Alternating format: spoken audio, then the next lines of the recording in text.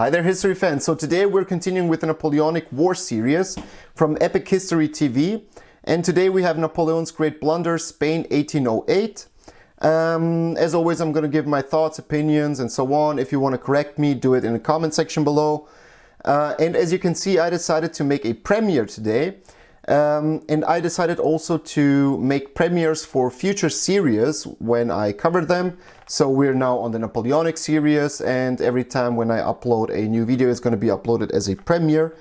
Or all the other videos, you know, like patron suggestions, comment section suggestions, Discord suggestions, and so on, they're going to be uploaded normally, like, you know, like normal videos. And because the Epic History TV Napoleonic series is, you know, like that very great done, you know, like the video, the quality and everything, it's like watching a movie. And I thought, yeah, why not watch it together? Okay, so as always, the link to the original video is going to be in the description below. View them, give them a like, and so on. So yeah, let's jump into the video. An Epic History TV History March collaboration, supported by our sponsor, Osprey Publishing. In the autumn of 1807, French Emperor Napoleon Bonaparte dominated Europe. He had humbled Austria and Prussia, and sealed an alliance with Russia. Of the major powers, only Britain still defied him, safe from invasion thanks to its powerful navy. Yep. Napoleon had ordered all territory controlled by France or its allies to stop trading with Britain, the so-called Continental System, or blockade, designed to wreck Britain's economy and force its government to make peace. But neutral Portugal had continued to trade with its historic ally Britain, so Napoleon sent an army under General Junot to occupy the country and force it into line. The invasion was supported by France's ally, Spain, though privately Napoleon held Spain's rulers in the Bourbons. The Bourbon royal family was decadent and corrupt. The king and crown prince loathed each other, while the country was effectively run by Chief Minister Manuel Godoy, the Queen's lover.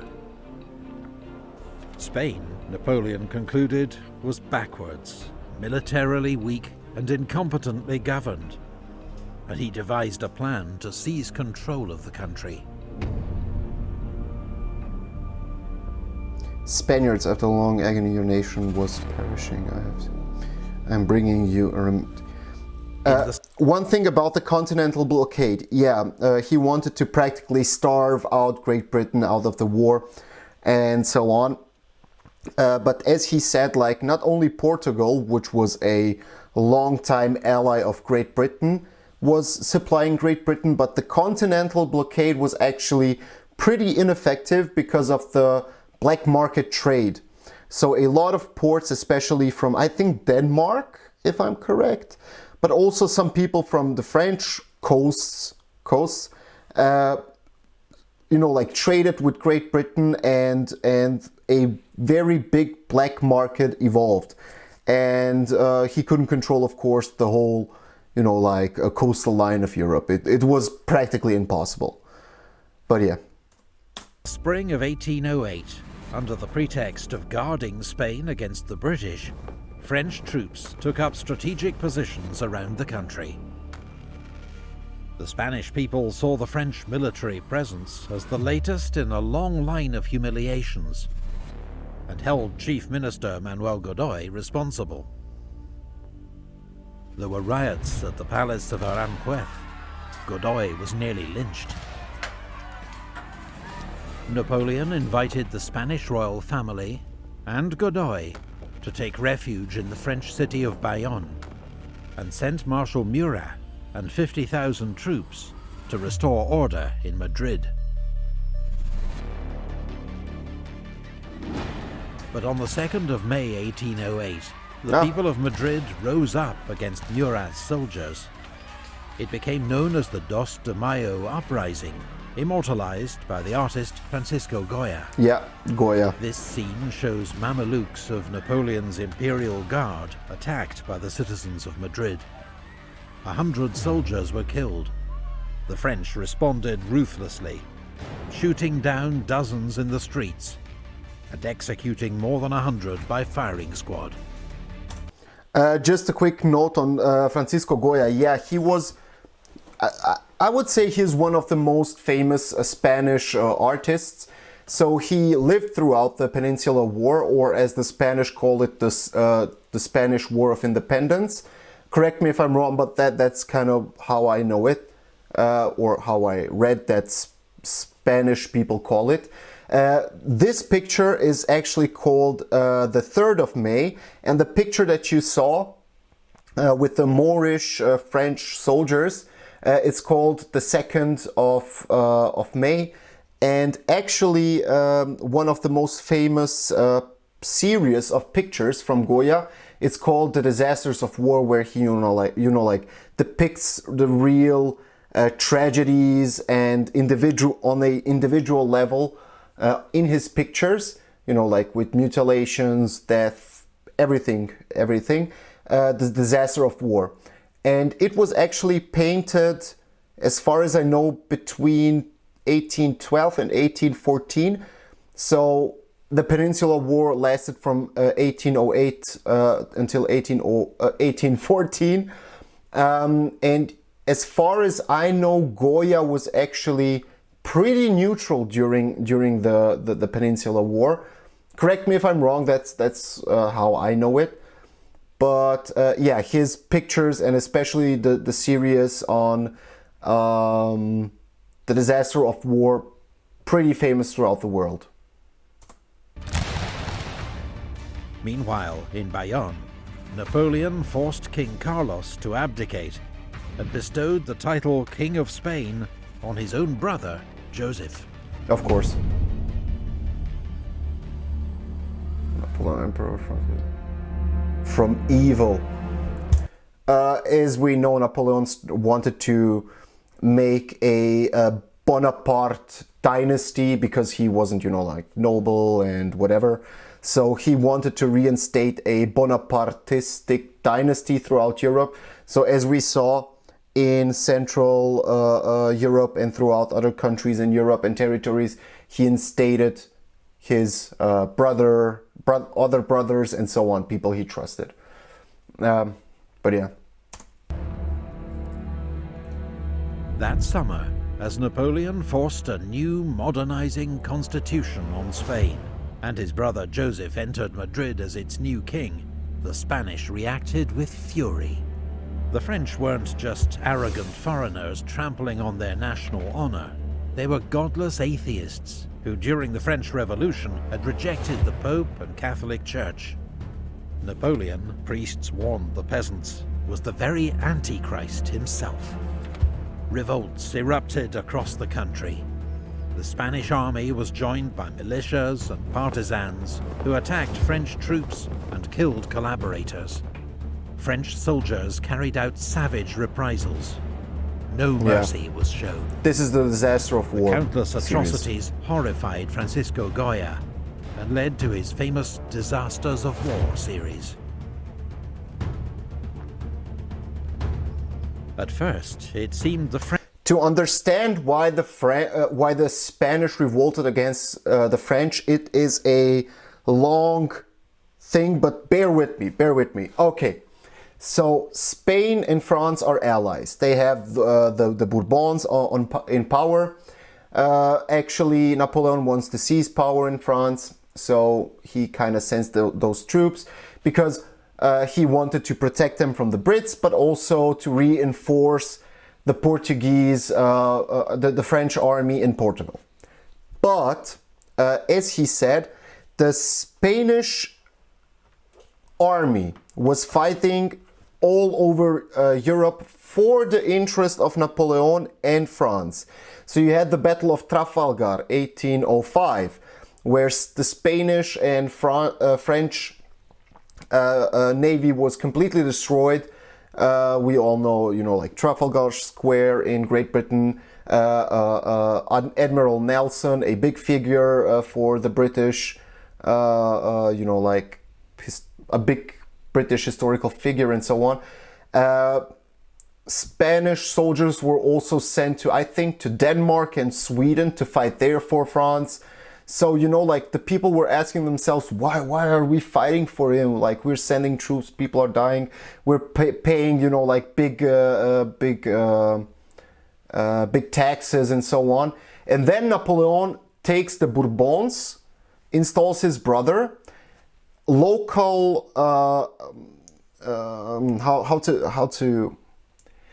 local territories started to develop, which are called the juntas, and they were divided between, as far as I know, they were divided between Francophiles, like the ones who supported the French,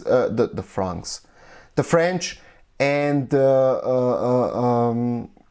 the Mayos, the traditionalists, who were always wearing traditional Spanish clothing and so on. So after Napoleon abdicated the Bourbons and installed his brother and all the reforms, the country was in a mess. And in putting these reforms, we always need to take into account that Spain is a big Catholic nation. So the church has a big influence, and the reforms that the French wanted to instate in Spain were kind of, let's call them anti-church. So they were secular reforms to divide the church from the state, which would in fact deprive the church of its political power. And of course the church revolted, and the priests wanted to put the peasants and the people they preach to against Napoleon. And that's the depiction that they made of Napoleon, like he's the devil, he's gonna bring you whatever, and so on. So it's kind of obvious why the Spanish now kind of went against France and Napoleon. French would easily put down the revolt. Girona, Valencia and Zaragoza were besieged by French troops, while the Spanish army of Galicia was routed by Marshal Bessières at the Battle of Medina del Rio Seco. But 8 days later, as General Dupont and 3 French divisions withdrew from Córdoba, slowed down by wagons piled high with loot, they were surrounded at Bailén by General Castaños' army of Andalusia and forced to surrender. The Spanish took 18,000 French prisoners, about half of whom later died of starvation. Bailén was a humiliation for France, her first major defeat since Napoleon became emperor. France's enemies across Europe were delighted. Napoleon was incandescent with fury. The situation went from bad to worse. The Portuguese joined the revolt, while fierce Spanish resistance forced the French to abandon the sieges of Valencia, Girona and Zaragoza. Spain's new king, Joseph Bonaparte, was even forced to flee the capital. The British assisted the revolt, which the Spanish now called a War of Independence, by shipping weapons to Spain using the Royal Navy. On the 1st of August, a small British army commanded by Sir Arthur Wellesley landed in Portugal to aid their revolt.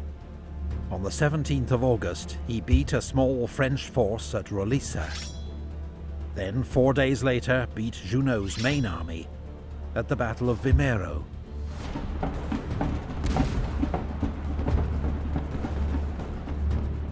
But Wellesley's newly arrived superior, Sir Hugh Dalrymple, then agreed to repatriate Junot and his army to France, with all their arms and plunder, using British ships. In Britain, the generous terms were seen as a disgrace and scandal.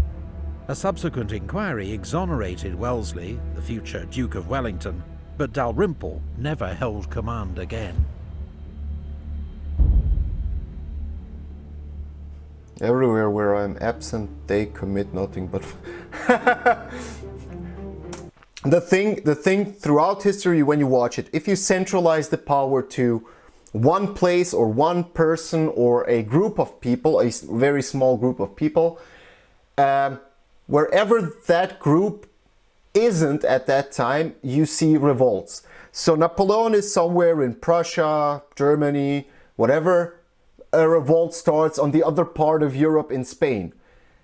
He's going to intervene in Spain, so he's going to go in person to Spain. And then you can see revolts back on the other side of Europe, where Austrians try to form another coalition against him. So wherever he isn't, the subjugated or defeated ones try to make coalitions and fight off his rule and so on. So that's something that you need to take into account when you talk about, you know, like those dictators or centralized power throughout history. Napoleon decided the only way to sort out the situation in Spain was to go there himself. He assembled 130,000 reinforcements, including many of his best troops, and on the 7th of November led a second invasion of Spain. Most Spanish troops were inexperienced, were often badly equipped and led, and their armies had no coherent strategy. They were no match for the Grande Armée, which burst across the Ebro River and inflicted heavy defeats on the Spanish at Burgos and Tudela. At Tudela, Marshal Lannes' Third Corps avenged the defeat at Bailén by smashing the army of General Castaños, sending it fleeing in two directions. Napoleon pushed on rapidly. North of Madrid, 8,000 Spanish held the mountain pass at Somosierra. Napoleon, impatient to break through to the capital, ordered forward the Polish Light Horse of the Guard. In an attack of almost suicidal bravery, they charged the Spanish guns head-on and enabled the French to take the pass. 4 days later, after Napoleon threatened to obliterate the city, Madrid opened its gates to his army. Yeah. That was actually something common throughout Europe. So they would threaten to, when they laid siege on a town or a city, they would threaten that they are going to sack the city, that they are going to, you know, like commit atrocities and so on. So if the city surrenders, everything's fine, you know, like you can do whatever. It was the same thing with Graz. The thing with the French was also, when they conquered territory, they would also plunder and send that booty to you know, like to support their troops and so on, and some of them sent back to France. And an interesting story regarding Graz. Graz also was, you know, like under siege, but eventually they surrendered to the French because they didn't want the city to be burned down and so on. So, but before they surrendered, they hid all the big treasures of the city in a secret location. So when the French would come into the city, they wouldn't, you know, like they take all the things with them. So first they, you know, like hid all the treasures of the city, and then they capitulated. But yeah. Unaware of the disaster engulfing Spanish forces, a 20,000-strong British army, commanded by Sir John Moore, had just arrived in Salamanca after a 300-mile march from Lisbon, with another smaller force en route from Coruña. The British army was inexperienced, but in contrast to most Spanish forces, it was well trained, organized, and led. As news reached Moore of the Spanish collapse, he nevertheless planned to divert French forces by attacking Marshal Soult's isolated Second Corps and threatening Napoleon's communications to Burgos and France. At Saguin on the 21st of December, the British 15th Hussars advanced overnight through winter frost. and made a dawn attack on a French cavalry brigade, routing it in one great charge. But as Moore prepared a full-scale attack on Soult's corps, he received news that Napoleon was advancing rapidly towards him with his main army from Madrid. Ich muss mir von der Frau Thunberg nicht die Welt erklären lassen. Ich weiß selbst, wie sie funktioniert.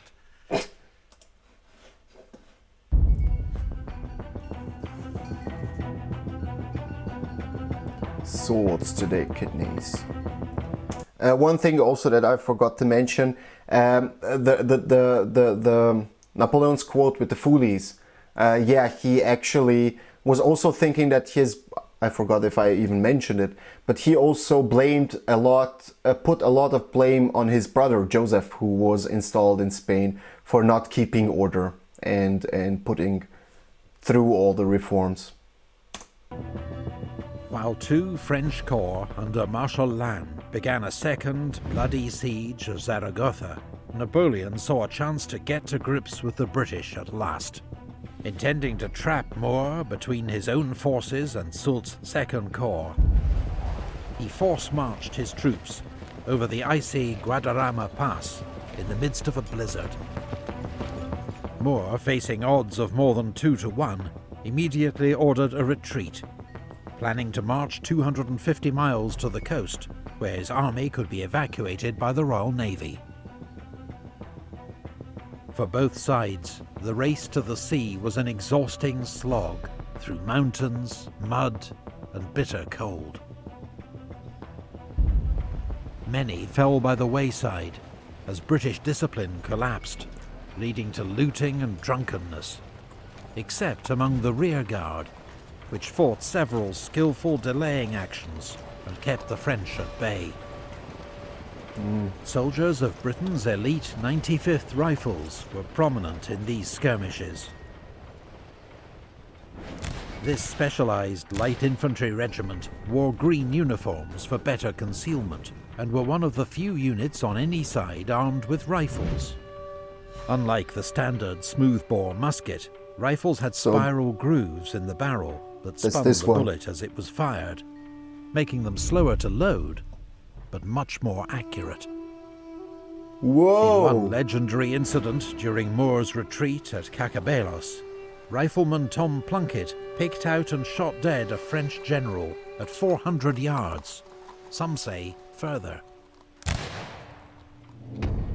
Nice. Thanks to the one thing to keep in mind when we talk about the Peninsular War or the Spanish War of Independence is that a lot of the fighting was actually guerrilla warfare. Just putting it out. There were big battles and so on, as he already covered some of them, and the war lasted until 1814. So there were a lot of big battles, but a lot of the fighting was actually guerrilla warfare, hit and run tactics and so on. Skill of the rearguard and the desperate pace of the retreat, the British kept one step ahead of the French.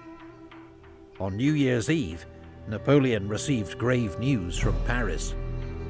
Rumours of plots, and Austria mobilizing once more for war.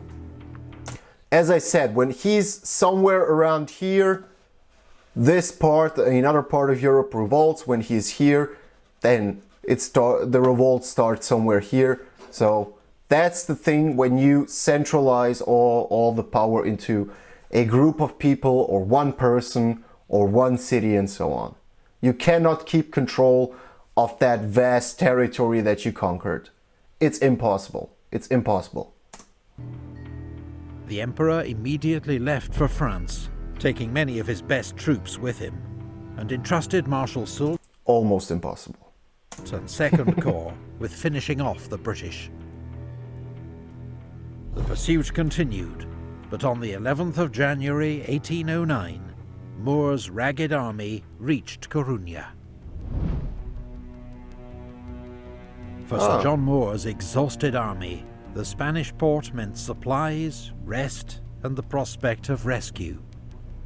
But few ships were there to meet them on the 11th. Fortunately, the British had been able to blow up bridges behind them to delay Marshal Soult's advance. And 3 days later, on the 14th of January, the naval transports arrived, allowing Moore to begin embarking his cavalry and artillery. This is reminding me kind of the Battle of Toulon that we covered. You have the bay, you have the ships, and then the army wants to retreat with the ships. I'm kind of curious if the French are going to send, like Napoleon did, I don't know, cannons up here or, I don't know, here somewhere to shoot at the ships. Or are they going to attack the city? I'm really interested. But it looks like the Battle of Toulon that we covered. But the very next day, Or the Soult's army geography. appeared on the hills south of Coruña, taking up positions on the heights of Peñasquedo, where he sighted his main battery of cannon. Half of Moore's army deployed in a defensive line 2 miles south of the city, with 2 divisions held back to protect his right flank. Both armies were roughly 16,000 strong. The French had 4 regiments of dragoons, while the British cavalry was already aboard ship. But the broken terrain of walls, hedges and olive trees made it a battlefield ill-suited to cavalry. Soult's plan was to attack the British right flank and trap Moore's army against the sea. Around 2 p.m, the French artillery opened fire. Then Mermet's infantry division advanced, supported by Lahoussaye's dragoons on his left. Moore had been unsure if Soult would attack, and had just ordered Paget's division to begin embarkation. Oh. Now he hurriedly cancelled that order, ordering Paget instead to bring up his men to reinforce his open flank, and Fraser's division to take up position on the heights of Santa Margarita. The French advanced through hedges and over walls, with heavy firing from skirmishers on both sides. Then the British counterattacked. The 42nd Highlanders and 50th Foot charged into the village of Elvina and drove the French out. But in confused fighting, they in turn were soon pushed back to their own lines. Sir John Moore was close to the front line, observing developments, urging on officers and men. But as he ordered up the Guards Brigade to reinforce the line, he was hit in the shoulder by a cannonball. He remained conscious. With a cannonball! Ah! With a not a bullet from a musket or whatever, a cannonball in the shoulder. Wow! Ugh.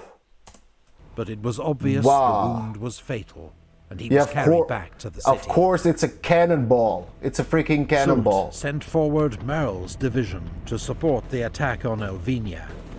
Scottish General Sir John Hope had taken over command of the British army from the dying Moore, and he ordered forward 2 battalions of infantry to meet the French attack.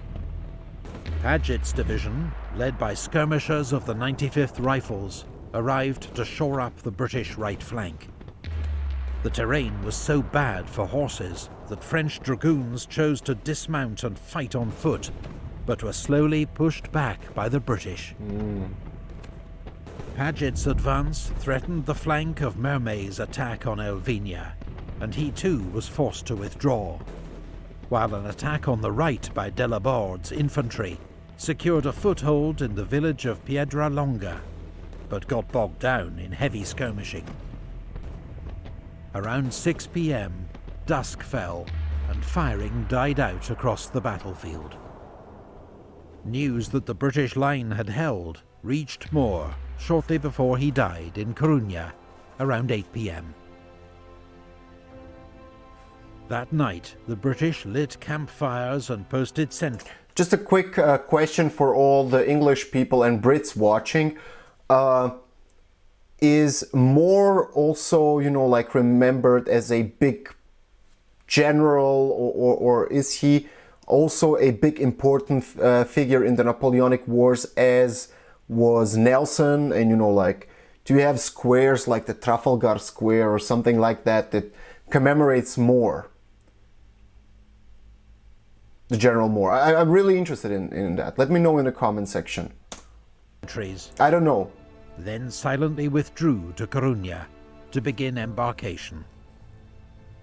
The next morning, the French found the enemy positions abandoned, but they were slow to take advantage. It wasn't until noon that they were able to bring up 6 cannon and get them into position overlooking the Bay of Corunna. The British had almost completed their evacuation by the time the French guns opened fire. In a hurried departure, a few British transports ran aground and 2 were set on fire, but overall, losses were light. A small Spanish garrison held Corunna, waiting until the British fleet had escaped to sea before surrendering. I'm interested in the Spanish garrison at Corunna. Did they have the same fate as Toulon? Like, as we know, when the French army takes a city or a place that revolted or fought against them, they were pretty harsh on the reprisal, not only on the soldiers, but also on the civilians. So did they had the same fate, or did they kind of escape that fate because they surrendered eventually? I don't know. Let me know if you know. Satisfy all my country. Aww. Whether Moore's retreat to Corunna was a British disaster or miraculous escape is still debated. And did he abandon Spain in its hour of need, or draw off Napoleon's main force, buying time for others? Either way, Britain's only army had been saved and would return to fight another day, while Napoleon now faced the prospect of a long war on the Iberian Peninsula and renewed conflict with Austria, a war on 2 fronts that would challenge his empire like never before. And we know a 2-front war is very, very bad. Something in history that you know, like, you don't need even to mention, like, it's obvious. Napoleon had blundered in Spain, but it was years before the scale of his mistake was evident. Then he would say, "I embarked pretty badly on this affair, I admit it. The immorality showed too obviously. The injustice was too cynical. The whole of it remains very ugly." If you'd like to learn more about the Peninsular War or any of the campaigns across Europe, our sponsor, Osprey Publishing, has nearly 200 titles on the Napoleon. I'm gonna let it play, but reduce the volume. Yeah, the thing is, as I said, the Peninsular War was a pretty brutal campaign war, or the Spanish War of Independence. It depends from which country you are and how you call it. But it was pretty brutal. And the civilian population got caught in between that, because a lot of the fighting, as I said, was guerrilla warfare.